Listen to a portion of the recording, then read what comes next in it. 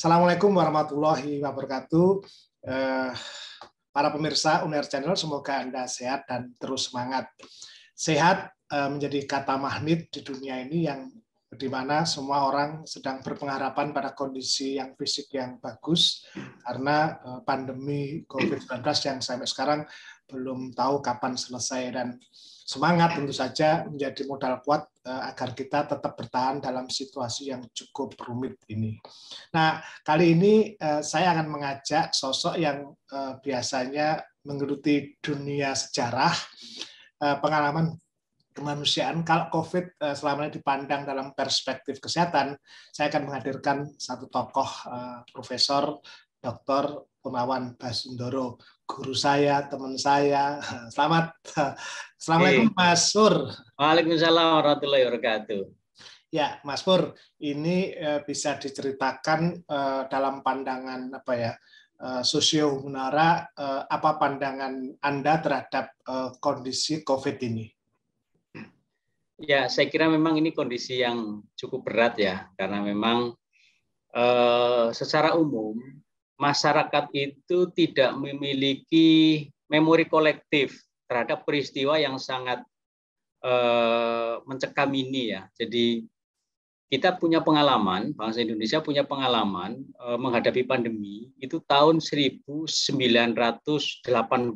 Jadi sudah sekitar 100 tahun yang lalu gitu ya. Nah, di dalam rentang 100 tahun yang lalu nyaris kita tidak, atau masyarakat itu tidak memiliki atau tidak tersisa memori gitu, kenangan terhadap peristiwa itu. Sehingga sekarang ini hampir semua elemen bangsa ini, mulai dari pemerintah sampai rakyat kecil di pedesaan, itu nyaris tidak memiliki atau tidak siap menghadapi situasi yang sangat mengagetkan ini dan sangat tiba-tiba ini. Nah, ini yang kemudian menjadi berat ya, seolah-olah kita semua tidak memiliki jalan keluar, harus seperti apa menghadapi situasi yang semacam ini. Jadi misalnya ketika PPKM diberlakukan ya, di satu sisi masyarakat disuruh untuk menghentikan mobilitas, padahal di sisi yang lain kalau masyarakat itu dihentikan mobilitasnya, ada hak yang paling dasar yang itu terganggu, yaitu hak untuk bisa mendapatkan penghasilan yang cukup untuk kehidupan sehari-hari itu. Nah, ini hal semacam ini bagi pemerintah sendiri juga merupakan dilema yang menurut saya juga berat gitu. Nah, inilah yang harus dihadapi kita bersama terkait dengan pandemi yang sampai saat ini belum bisa dikendalikan dengan baik, Mas. Ya, Pak Pur, ini kan perkara ilmiah ya, belajar di Inggris bagaimana kemudian setiap statement Perdana Menteri itu didampingi oleh seorang ilmuwan, yang satunya ya saintif ya, artinya dua-duanya ilmuwan dan guru besar. Ini kan karena masyarakat sana itu kan membangun trust, ada kepercayaan terhadap pernyataan itu. Nah, agak berbeda di Indonesia konteksnya. Biasanya di sebelah kanan itu kan ada polisi, satu kanannya ada tentara dan sebagainya. Ya. Nah, apakah ini menurut pandangan Anda seperti apa? Ini kan perkara saintif sebetulnya. Ya, saya kemarin ya sempat iseng, saya sempat menulis sebuah kalimat ya. Ini sebenarnya berangkat dari situasi yang dihadapi sekarang, bahwa saya bilang ilmu pengetahuan itu nyaris tidak berdaya menghadapi COVID ya, menghadapi pandemi terutama dalam konteks di Indonesia. Ya. Karena memang upaya-upaya ilmu gitu ya, yang berbasis ilmu pengetahuan di Indonesia itu seperti macet. Jadi misalnya para ahli vaksin saat ini yang sedang ditunggu kiprahnya itu sampai sekarang itu juga belum belum menunjukkan tanda-tanda keberhasilannya. Nah, sementara saya melihat kalau seperti tadi disampaikan oleh Pak Suko, bahwa ketika misalnya pemerintah itu press release misalnya, atau ada konferensi pers itu yang muncul di di sebelahnya, entah itu presiden, entah itu gubernur, itu kadang-kadang aparat pemerintah yang terkait dengan hukum gitu ya, misalnya polisi, atau kemudian di satu sisi ada tentara. Ini kan menunjukkan bahwa perspektif yang ditekankan oleh pemerintah itu masih mengedepankan aspek-aspek kekuasaan. Jadi nampaknya dalam benak pemerintah itu bahwa dalam situasi semacam ini rakyat ini harus dihadapi dengan yang namanya kekuasaan gitu ya. Bahkan kemarin sempat seorang menteri mengatakan bahwa ini ada darurat militer gitu ya. Ini kan sebenarnya hal yang menurut saya agak keliru loh. Mestinya justru pada situasi semacam ini gitu ya, masyarakat itu harus dirangkul, harus diajak bersama-sama menghadapi situasi yang tidak jelas ujung pangkalnya ini. Nah ini yang nampaknya aspek-aspek kewicaksanaan gitu ya, kalau di dalam budaya Jawa itu nampaknya tidak muncul kebijaksanaan dari para pemimpin kita dalam menghadapi situasi semacam ini. Nampaknya ini yang belum muncul ya. Padahal sebenarnya masyarakat kita itu asal kemudian diajak rembukan istilahnya ya, di dalam budaya Jawa itu diajak bersama-sama, ngobrol bareng menghadapi situasi yang seperti ini, saya kira masyarakat kita akan sangat terbuka ya. Ini terbukti misalnya ketika tetangga kanan kiri kita itu ada yang terkena COVID itu kan tetangga kan dengan enteng gitu ya, itu saling bergotong royong mensuplai apa yang dibutuhkan oleh orang yang terkena COVID ini gitu ya. Nah, ini kan menunjukkan bahwa ada modal sosial, ada modal kultural yang besar yang dimiliki oleh masyarakat kita yang sebenarnya bisa dimobilisasi dalam rangka untuk menghadapi situasi yang terjadi saat sekarang ini, Mas. Gitu. Nah, ini yang nampaknya belum maksimal dilakukan oleh pemerintah ke arah sana itu. Iya, sepakat Mas Pur. Jadi pendekatan kekuasaan harus bergeser karena ini kan goals-nya kan mengajak orang dan jadi menyebutkan bahwa ini kan pura-puranda ini kan mesti harus tidak mungkin diselesaikan dengan tenaga pemerintah yang dimanapun tidak bisa. Maka pelibatan publik menjadi kuncinya. Itu solidaritas masyarakat dan sebagainya. Tapi pada kenyataannya kan masyarakat juga susah diatur ya dalam tanda kutip ini. Ini pasti kan membutuhkan apa kira-kira untuk menangani agar masyarakat juga bisa sama-sama pemerintah untuk berjalan bersinergi. Ya, jadi begini, menurut saya memang sejak beberapa puluh tahun belakangan ini pemerintah itu nampaknya dijauhkan dari urusan-urusan yang bersifat publik gitu ya. Jadi semua urusan publik, semua urusan yang bersifat umum itu diambil alih semua oleh pemerintah. Dan itu saya kira terjadi sejak tahun 90-an gitu ya, mulai mengemuka dulu ya. Pada tahun 80-an gitu, ketika saya kecil itu masyarakat itu masih enteng ya ketika diajak terlibat untuk mengurusi hal-hal yang bersifat publik itu. Tetapi ketika ketika pemerintah itu melalui Presiden waktu itu mulai mengalami penguatan yang luar biasa itu, semua urusan diambil alih. Nah, ini yang kemudian menyebabkan masyarakat itu menjadi apatis menghadapi berbagai persoalan yang dihadapi. Dan ini menjadi bumerang ketika situasinya seperti sekarang ini. Di mana di satu sisi pemerintah itu juga sedang membutuhkan solidaritas dari masyarakat gitu loh. Artinya sebenarnya kita memiliki sesuatu yang lebih masyarakat ya.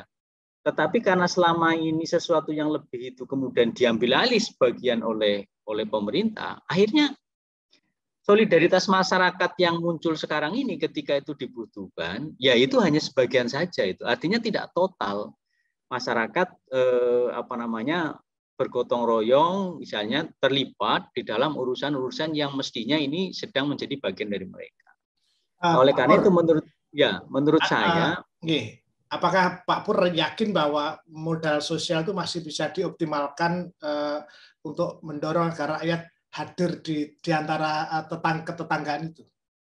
Saya masih optimis ya bahwa itu bisa dilakukan. Karena begini, secara umum masyarakat Indonesia itu kan memiliki sifat welas asih gitu ya, welas asih. Artinya bahkan misalnya dalam hal-hal tertentu ada kata pepatah bahwa tego larane ora tego patine, itu ya. di dalam menghadapi situasi yang kritis yang misalnya kita tidak suka pada orang, itu oke lah tego pada sakinya, tapi tidak tega dengan kematian yang bersangkutan. Nah ini kan modal kultural yang itu tersembunyi sebenarnya di lubuk kita itu. Semarah-marahnya, tapi ketika kemudian dalam kondisi kritis itu nggak tega untuk tetap ada menolongnya. Betul sekali.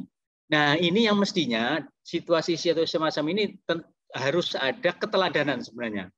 Keteladanan dari para pemimpin kita untuk marilah menggerakkan masyarakat kita, karena gini, masyarakat kita kalau disentil hatinya itu kan gampang ternyuh ya. Kemarin misalnya ada satu contoh yang menurut saya sangat bagus ya, Pak Menko Kemaritiman yang sekarang ini sedang menjadi petugas ya, pemimpin untuk COVID ini, Pak Luhut, dia bilang, dia minta maaf bahwa pemerintah belum bisa maksimal mengatasi persoalan ini. Nah, mestinya permintaan maaf ini kemudian disambut gitu ya dengan upaya bagaimana mendorong solidaritas masyarakat itu agar bersama-sama mari kita tata masyarakat melakukan tindakan-tindakan yang itu tertata dan sistematis itu. Ini yang nampaknya belum dilakukan itu. Meminta masyarakat agar bergerak bersama secara sistematis itu. Ya. Pemirsa, kami sedang tidak mengkritik pemerintah, tapi membantu pemerintah untuk mencarikan solusi. Bagaimana juga misalnya permintaan maaf pemerintah tentang kondisi yang tidak terkendali menarik. Justru itulah kesempatan bagaimana modal sosial itu digerakkan. Nah, kita ngambil contoh bagaimana di Inggris misalnya itu kan Perdana Menterinya sempat salah dan kemudian meminta maaf dan kemudian mengajak publik setiap jam 8 malam keluar Downing Street nomor 10 itu dan bertepuk tangan. Akhirnya mereka menjadi tradisi seluruh rakyat Britania yang tujuannya untuk mengapresiasi tenaga kesehatan yang sudah berjuang. Mereka memukul panci macam-macam sebagai solidaritas. Hal sepele, tapi kan itu bisa disentuh seperti kata Prof. Purnawan tadi. Ya, itu contoh ya. Contoh bagus ya dari pemimpin bagaimana menyentuh hati yang paling dalam itu. Bahwa sebenarnya secara umum masyarakat itu sebenarnya juga memiliki empati yang besar ya terhadap sesama dalam situasi sekarang ini gitu ya. Nah, oleh karena itu menurut saya marilah para pemimpin bangsa ini bersatu dengan rakyat dalam rangka untuk mencoba mengatasi krisis yang sudah sangat berat ini itu ya. Artinya begini, selama ini kan seolah-olah bahwa pemerintah itu bekerja di satu sisi ya. Sementara masyarakat di sisi yang lain gitu ya. Nah, konflik-konflik yang terjadi di masyarakat sebagai efek dari Pilpres dulu misalnya itu seringkali masih dimanfaatkan. Nah, ini kan tidak tepat dalam situasi sekarang ini.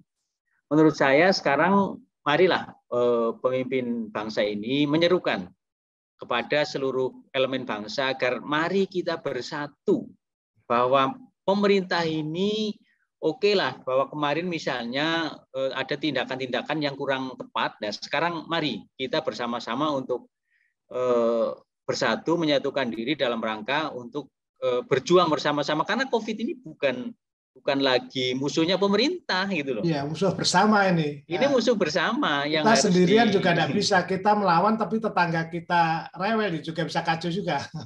Betul itu ya. Nah, artinya kemarin misalnya oke lah kita evaluasi semuanya misalnya ya. Kemarin misalnya bahwa varian Delta bisa masuk karena ada di satu sisi ada tindakan yang misalnya kurang tepat misalnya bahwa perbatasan ternyata masih dibuka. Oke, akui saja. Setelah itu perbaikan gitu dan kemudian menyerukan kepada masyarakat bahwa ada tindakan-tindakan yang harus dilakukan. Selama ini kan seruannya kepada rakyat itu kan hanya tinggal di rumah, tidak boleh kemana-mana, jalan-jalan ditutup. Nah kalau itu yang kemudian menimbulkan pertanyaan bagi masyarakat, lu sih kalau begini terus bagaimana kehidupan kami itu. Nah ini artinya sentuhan-sentuhan seperti yang tadi dilakukan oleh Perdana Menteri Inggris misalnya, sentuhan kemanusiaan. Ini yang harus dilakukan itu. Menghadapi situasi semacam ini tidak bisa hanya dengan sentuhan kekuasaan. Sentuhan kemanusiaan itu yang paling penting gitu. Ya, sentuhan kemanusiaan ini menjadi penting menurut saya sepakat, dan Indonesia ini sebetulnya termasuk bangsa di mana tradisi paguyuban, kekomunalitasan, kebersamaannya luar biasa. Ya. Kalau kita lihat misalnya di Jawa, di Madura, sampai dari Sabang sampai Merauke, tradisi misalnya mulai melahirkan, khitanan, kemudian mereka menikahkan putranya, ada kematian, itu selalu ketetanggaan itu luar biasa. Dan ini hanya ada aja di Indonesia. Yang kedua, di Inggris nggak ada pengurus kelurahan sampai RT RW, itu nggak ada. Nah, sebetulnya kita secara modal sosial kan cukup bagus sekali, Prof. Nah, gimana ini mengembalikan fungsinya agar, atau selama ini sudah rusak karena politik ya? Mengembalikan fungsinya ini. Ya, saya kira begini. Memang di satu sisi proses-proses politik kita membuat masyarakat terpecah belah. Tapi bukan berarti bahwa kemudian masyarakat itu kemudian AB begitu saja dengan kondisi semacam ini. Nah, oleh karena itu saya kira pertama pendekatan kemanusiaan itu penting. Kemudian yang kedua, menggerakkan komunitas sampai ke level yang paling kecil. Sekarang ini kan begini, Mas, bahwa tindakan pemerintah itu atau seruan-seruan dari pemerintah itu memang menurut saya tidak sistematis gitu ya. Tidak sistematis, tidak ada misalnya petunjuk-petunjuk teknis terkait dengan menggerakkan komunitas itu. Padahal ya, ada banyak sekali komunitas yang dari mulai komunitas alumni, komunitas profesi, komunitas macam-macam, bahkan sampai komunitas di tingkat kampung itu juga memiliki solidaritas yang tinggi. Cuma kan seperti saya katakan tadi, ini bagaimana agar cara-cara ini disistematiskan secara baik gitu ya, supaya kemudian ada pedoman misalnya gitu ya, bagaimana cara-cara menggerakkan itu, misalnya ada cara mengumpulkan donasi, ada cara-cara mengumpulkan bahan makanan dan sebagainya, itu yang perlu dilakukan. Dan kemudian misalnya sekarang ini kan tidak ada ya, RT misalnya disuruh untuk mendata berapa sih warganya yang sudah vaksin misalnya itu ya. Karena kemudian itu bergerak sendiri-sendiri. Seandainya misalnya sampai level kecil itu kemudian dijadikan sebuah kewajiban ya, bahwa ketua RT wajib misalnya untuk mendampingi warganya yang belum vaksin misalnya. Nah, selama ini kan enggak. Selama ini semua diserahkan kepada pribadi masing-masing gitu kan. Ya, sebetulnya kalau pengalaman di masa silam ya, saya tidak ingin mengatakan yang lama itu buruk, tapi juga yang bagus juga. Misalnya di desa-desa itu ada PKK, ada posyandu misalnya. Betul, itu. Ini kan bahkan jentik pun kan juga diteliti. Ini kan sebenarnya itu yang kita sebut sebagai modal sosial, Pak Punawan. Ya, betul. Jadi dulu itu ada namanya saiyek saeko proyo, istilah Jawa itu, bahwa rakyat itu bergerak bersama-sama. Ada holopis kuntul baris gitu ya, bahwa dalam menghadapi sesuatu yang harus dikerjakan, yang tidak bisa dikerjakan sendiri, harus dikeroyok bersama-sama. Nah, ini yang kalimat-kalimat luhur semacam ini harus dibangkitkan dalam rangka untuk itu tadi. Bagaimana komunitas-komunitas yang sangat banyak ini itu bisa bergerak bersama, misalnya Dasawisma. Selain ada PKK, ada Dasawisma. Ada PKK, Dharma Wanita. Nah, ini semuanya harus digerakkan. Nah, masing-masing ini kan punya leader ya. Nah, tinggal leader-leader itu yang kemudian diberdayakan dalam rangka untuk mengontrol. Dulu misalnya keterlibatan PKK misalnya di tiap kampung, petugas-petugas namanya petugas jumantik. Ya, juru itu tadi, juru untuk mengontrol, pemantau jentik itu ya. Itu kan orang-orang PKK. Nah, sekarang mestinya begitu. Jadi di setiap komunitas apa sih yang harus dilakukan oleh komunitas dalam rangka misalnya untuk menghadapi situasi yang kritis semacam ini. Sekarang ini misalnya persediaan bahan makanan, kalau zaman dulu kan ada lumbung desa ya. Lumbung desa itu memang sebenarnya itu adalah tabungan makanan dalam rangka untuk menghadapi situasi kritis semacam ini. Nah, sekarang itu bisa dihidupkan kembali dalam bentuk misalnya tabungan-tabungan bahan makanan yang paling pokok gitu ya di tiap komunitas untuk menghadapi situasi semacam ini. Sekarang ini banyak orang bergerak, tetapi itu belum terkoordinasi dengan baik gitu ya. Nah, sehingga kadang-kadang ketika makin lama kemudian stoknya habis, masyarakat kemudian terus setelah ini bagaimana gitu loh, apa yang harus dilakukan itu. Oke. Nah, ini yang belum sistematika ya tentang penanganan COVID ini yang nampaknya belum bisa dijalankan dengan maksimal, Mas. Pemirsa, ada hal yang menarik dari Prof. Purnawani. Jadi kita ini punya modal sosial, tetapi kalau mengambil peran, karena semua diambil oleh kekuasaan negara, masyarakat menjadi gampang untuk melakukan itu, sehingga mereka harus berhadapan.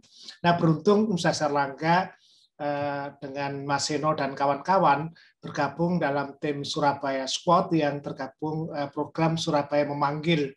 Kami menginisiasi program itu dan melibatkan mahasiswa UNER yang sehat, kita periksa dan kemudian kita latih, Prof, mulai memandikan jenazah, menyupiri ambulan karena terbatas mereka, bahkan membagi-bagi sembako di rumah-rumah penduduk. Jadi kita bersyukur Universitas Airlangga menjadi bagian dari program program membantu masyarakat. Nah, kembali ini, Prof. Salah satunya sekarang balik tadi, masyarakat sekarang memutuskan sendiri. Kita lihat ketika media sosial ini udah terlalu over communicate, itu kan justru membuat rakyat itu makin tercerai-berai atau kadang-kadang malah melawan kebijakan pemerintah. Mungkin ada kesan atau saran soal media sosial ini. Ya, media sosial itu memang bisa berfungsi ganda. Jadi di satu sisi itu bisa mengacaukan ya, karena semua orang bisa berpendapat. Tapi sebenarnya di satu sisi media sosial itu juga bisa dimanfaatkan untuk menghimpun solidaritas. Ada banyak sekali berbagai berita ya, berita positif yang itu disebarkan di media sosial yang ternyata itu juga bisa kemudian membangun solidaritas. Nah, tinggal para leader lah di tingkat komunitas itu memanfaatkan itu. Banyak upaya untuk mengumpulkan donasi itu disebarluaskan melalui media sosial dan itu ternyata juga bisa menghimpun dan efektif untuk menghimpun donasi itu. Nah, ini yang kita jangan hanya melihat aspek-aspek negatif ya dari media sosial. Dalam situasi semacam ini misalnya berbagai kebutuhan orang yang ada di rumah sakit itu ya, misalnya darah, terus kemudian oksigen, itu juga diwartakan ya melalui media sosial. Karena justru sekarang ini di era di mana everyone is journalist gitu ya. Semua orang sekarang ini menjadi jurnalis yang independen, ya, mandiri itu melalui media sosial itu justru banyak berita yang bisa disampaikan dengan sangat cepat gitu dengan melalui media-media sosial itu. Nah, ini yang kita tinggal mau memanfaatkan atau tidak untuk kepentingan yang lebih positif dalam rangka untuk itu tadi menjadi bagian atau media untuk menggerakkan ya potensi masyarakat dalam rangka untuk terlibat dalam mengatasi pandemi ini, Mas. Oke, belajar dari sejarah misalnya di Madiun itu ada sebuah kesenian namanya dongkrek. Dongkrek ya. Itu lahir tahun 1918 sekitar 1920 ketika dulu ada flu Spanyol di mana masyarakat menghadapi pagebluk, tetapi dengan cara yang tradisional. Tapi intinya menurut saya bukan mitosnya atau kliniknya, tetapi membangun kebersamaan semangat setidaknya berbarengan itu yang saya kira ini dibutuhkan saat ini, Prof.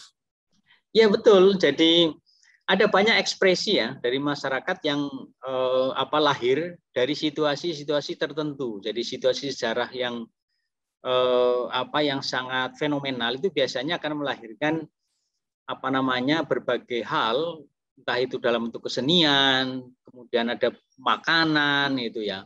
Nah, itu yang itu yang saya sebut sebagai istilahnya ya, sebagai hal-hal yang bersifat lokal gitu ya. Jadi yang itu muncul secara spontan sebenarnya. Nah, ini sebenarnya juga sekarang itu juga banyak muncul hal-hal yang sifatnya spontan semacam itu. Seperti misalnya di Jogja ada gerakan cantelan gitu ya. Jadi mencantelkan bahan makanan yang itu dibutuhkan oleh masyarakat sehingga masyarakat yang tidak mampu tinggal bisa mengambil bahan makanan itu.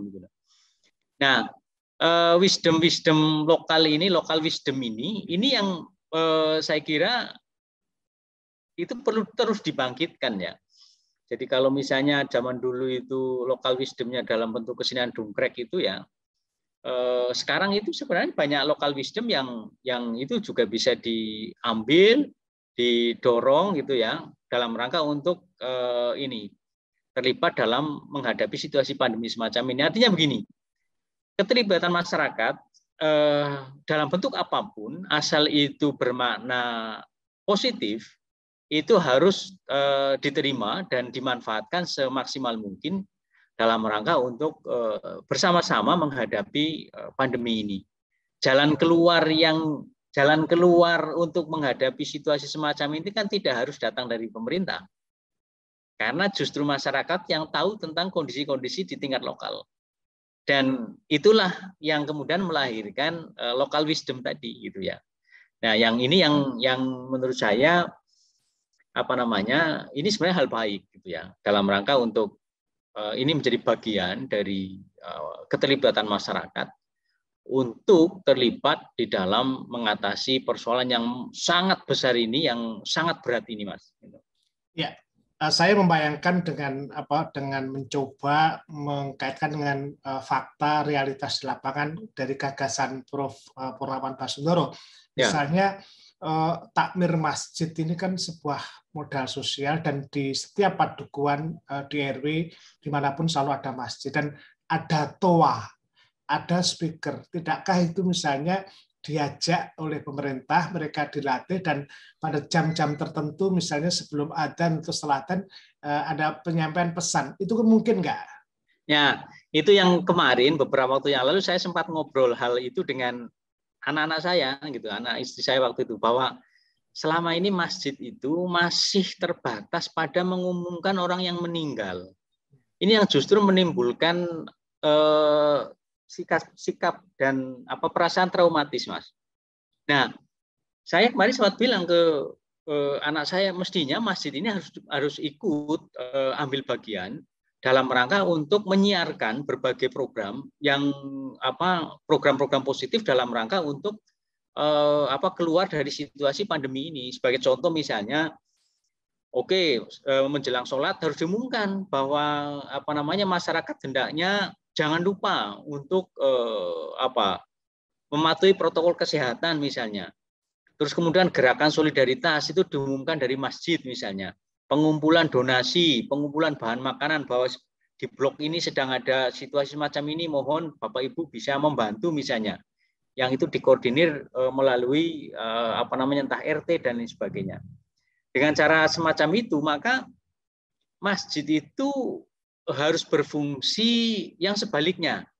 Jangan hanya fungsi-fungsi yang menimbulkan itu tadi ketakutan, kemirisan gitu ya. Karena hanya mengumumkan orang-orang yang meninggal, dan itu bergiliran, Mas, dari satu masjid ke masjid yang lain, sehingga seolah-olah situasinya masyarakat ini dibuat tidak berdaya dalam menghadapi situasi semacam ini. Padahal mestinya kalau masjid ini bisa berfungsi sebaliknya, bahwa masjid ini harus menguatkan masyarakat, baik menguatkan secara moral, spiritual, maupun menguatkan secara lahirnya ya. Jadi misalnya ada masyarakat yang sedang butuh ini, misalnya ya masjid harus terlibat gitu. Jangan sampai donasi masjid itu ya hanya menumpuk di masjid itu saja tanpa digunakan gitu ya. Karena sekarang ini banyak orang yang korban COVID ini yang membutuhkan penguatan dari kita semua. Ya, pemirsa, menarik apa yang disampaikan Prof. Purnawan. Kita berharap bahwa pemerintah ini mulai mendengarkan ya, tidak sekedar menyampaikan kabar atau instruksi, tapi mendengarkan dan melihat sejumlah fakta di mana di masyarakat ada banyak lembaga-lembaga sosial yang dimungkinkan untuk berperan di dalam membantu masyarakat. Nah, salah satunya adalah misalnya tidakkah kan ada takmir masjid, ada forum masjid se-Indonesia yang itu bisa dioptimalkan menjadi bagian dari agen perubahan kesehatan agar menjaga masyarakat. Nah, Prof, sebelum kita nanti mengurai lebih lanjut, kira-kira apa saja poin-poin yang kiranya untuk perbaikan pemerintah di dalam mengajak masyarakat ini? Ya, saya kira komunikasi, Mas. Jadi perbaikan komunikasi saya kira itu juga perlu dilakukan. Jangan sampai informasi yang disampaikan oleh pemerintah itu banyak versi. Nah, ini yang humas tunggal dari negara gitu, humas pemerintah itu harus ada. Jadi jangan sampai simpang siur, karena masyarakat sekarang itu kan membutuhkan informasi yang valid, yang itu dari sumber yang terpercaya. Sebagai contoh misalnya ketika menteri saling mengoreksi atas pernyataan menteri yang lain, ini kan kurang bagus gitu ya, dari sisi komunikasi pemerintah.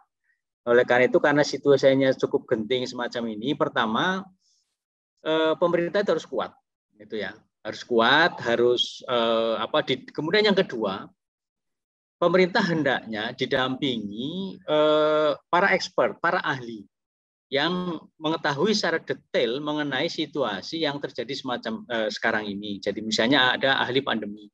Kemudian yang kedua, ahli statistik. Selama ini statistik yang disampaikan oleh pemerintah itu cukup kacau, gitu ya. Sehingga kemudian membuat masyarakat sendiri kemudian yang muncul adalah ketakutan-ketakutan yang dilakukan, yang ketika melihat berbagai statistik itu. Nah, hendaknya ahli statistik itu juga harus dilibatkan secara maksimal gitu ya.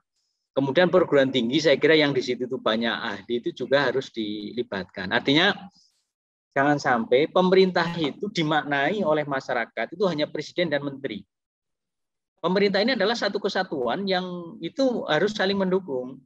Jadi mulai presiden, kemudian para menteri, kemudian terus sampai struktur yang ada di bawahnya itu harus menjadi satu kesatuan.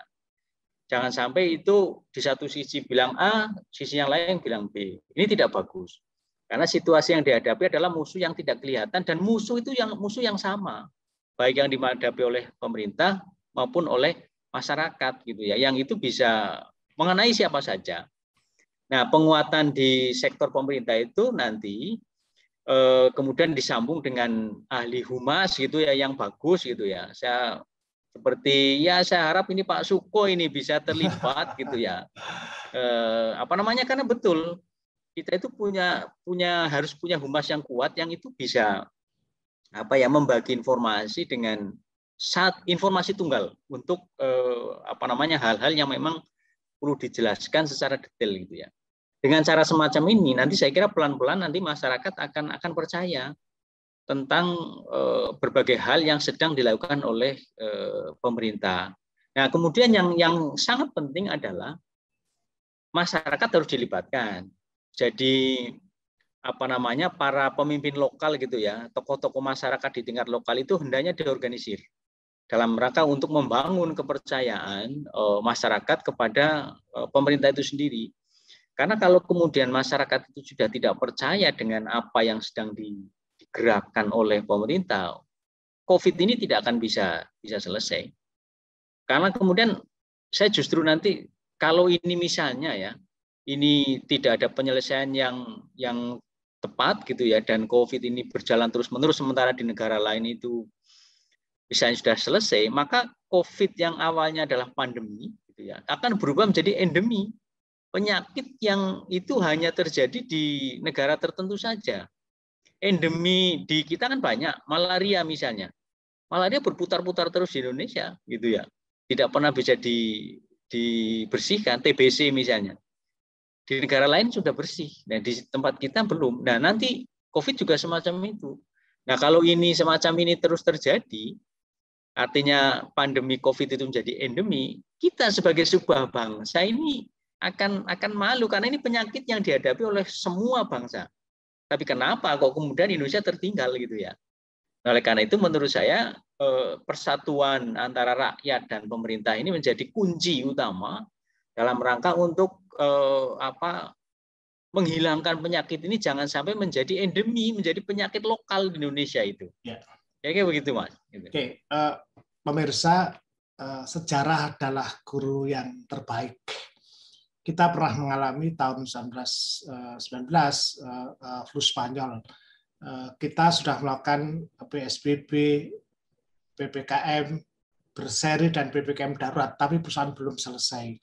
Kita tidak ingin mengulang-ulang kesalahan itu. Nah, saya ingin sebagai seorang sejarawan, mungkin Prof. Purnawan melihat kesalahan apa dan apa yang segera harus dilakukan dalam situasi yang pendek ini. Ya, saya kira menurut saya salah satu hal yang membuat situasi itu lama gitu ya, itu kan karena kita tidak ada sebuah usaha yang dilakukan secara serentak gitu ya. Jadi gonta-ganti kebijakan itu ya. Ya bagaimana mungkin kita akan fokus pada satu persoalan kalau misalnya kita tidak fokus dalam mengatasi. Nah, trial and error inilah yang terus-menerus dilakukan oleh Indonesia, oleh bangsa Indonesia, yang ini kemudian menyulitkan proses penyelesaian itu. Nah, ini yang di negara-negara lain di mana rakyat itu memiliki dan pemerintah memiliki etos ya yang sangat tinggi ya dalam rangka membendung pandemi ini kan cukup berhasil sebenarnya ya, walaupun mungkin masih ada tetapi tidak masif ya seperti di Indonesia. Nah, ini saya kira konsistensi, Mas. Konsistensi itu penting di setiap level. Jadi pertama deteksi dini ya, kita harus bisa mendeteksi apa sebenarnya yang terjadi dan kemudian konsisten untuk mengatasi. Kalau kita konsisten, misalnya konsisten untuk disiplin, konsisten untuk mendisiplinkan masyarakat, konsisten untuk mengajak masyarakat bersama-sama mengerjakan ini supaya segera selesai. Insya Allah ini akan bisa teratasi dengan baik, Mas. Kalau konsistensi ini rendah, ini pasti akan sulit mengatasi persoalan ini. Karena itu tadi trial and error terus. Belum selesai, coba yang lain. Belum selesai, coba yang lain. Ini mirip orang sakit. Obat yang dikasih dokter A belum dimakan habis, karena merasa belum sembuh, ganti obat yang lain. Ganti merasa belum sembuh, ganti lagi obat yang lain. Akhirnya ya jadi parah. Nah, ini kita harus belajar dari hal-hal semacam ini. Konsistensi dalam mengatasi persoalan itu harus dilakukan. Banyak memang kritik dan sebagainya, tapi kalau kita konsisten mengerjakan itu dan itu didasarkan atas kajian-kajian akademis, insya Allah akan bisa teratasi dengan baik. Terima kasih Prof. Purnawan sudah memberikan advice dalam pikiran kajian humaniora yang saya kira belum pernah menjadi bagian penting dalam keputusan pemerintah di dalam kasus COVID ini. Ya, pemirsa, saya kira ini pelajaran penting. UNER Channel menawarkan gagasan dan pemerintah Satgas mungkin bisa segera merubah cara-cara. Sesungguhnya rakyat itu mudah seperti kata Prof. Purnawan kalau disapa. Nah, cara-cara kita menyapa dengan komunikasi yang baik dan dalam situasi ini kita pastilah rakyat akan ketemu karena ora tego lorone ora tego patine tapi tego lorone. Saya kira ini menjadi tego lorone ora tego patine. Artinya rakyat pun ketika melihat kondisi ini pasti berempati dan tentu tidak kuasa melihat kesedihan. Mari kita segera menutup kesedihan ini dengan semangat. Matur nuwun Prof. Purnawan, semoga sama-sama diskusi ini menjadi sumbangan bagi negara kita. Pemirsa, sementara sampai gini dulu dan tetap ikuti UNER Channel, channel yang selalu memberikan inspirasi, informasi yang edukatif berbasis ilmiah. Terus ikuti UNER Channel. Assalamualaikum warahmatullahi wabarakatuh. Waalaikumsalam warahmatullahi wabarakatuh.